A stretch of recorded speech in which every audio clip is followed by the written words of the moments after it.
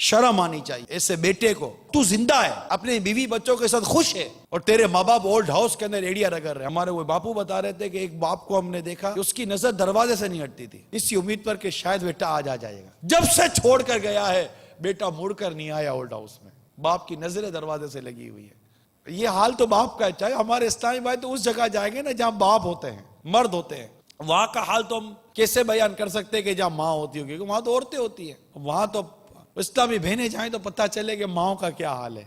उसका तो हाल अजीब होता, कलेजा मुंह को आता होगा उसका। 3-3 साल तक इसकी परवरिश की थी, 10-10 साल तक इसको पाला था। दरवाजा खोलकर सीढ़ी उतर जाता था तो मेरा कलेजा मुंह को आ जाता था कि किसी हादसे का शिकार ना हो जाए बेटा। सीढ़ी उतरता था तो डर लगता था मेरे बेटे का पाँव ना फिसल जाए। गाड़ी का दरवाजा खोलता था तो बेटा संभल के बंद करना, तेरी उंगली ना आ जाए।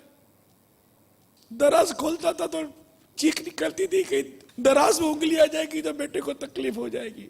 किचन में मैं जाने नहीं देती थी कि बेटा आग ना लग जाए, तुझे चूल्हे से तकलीफ ना पहुंच जाए। पतीली नहीं उठाने देती थी कि मेरे बेटे को तकलीफ ना हो जाए। निवाला गरम मुंह में नहीं डालती थी कि मेरे बेटे की ज़बान ना जल जाए।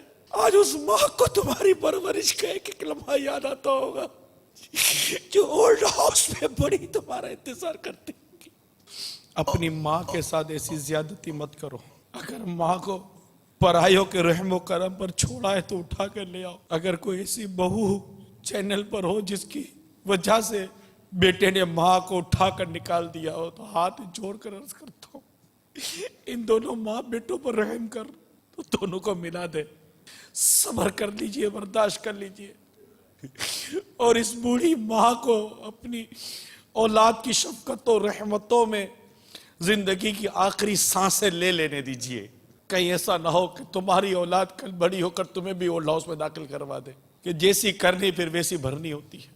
अगर आपके वालिद ओल्ड हाउस में है, एक काश ये ओल्ड हाउस ही वीरान हो जाए और ये माँ बाप अपनी अपनी औलाद के घरों में चले जाए। औलाद इनकी खिदमत करे, इनकी आंखों की ठंडक बने, इनके दिल का सुकून बने। कितने माँ बाप ओल्ड हाउस में पड़े हुए पोता पोती नवासा नवासी को देखने को तरसते होंगे।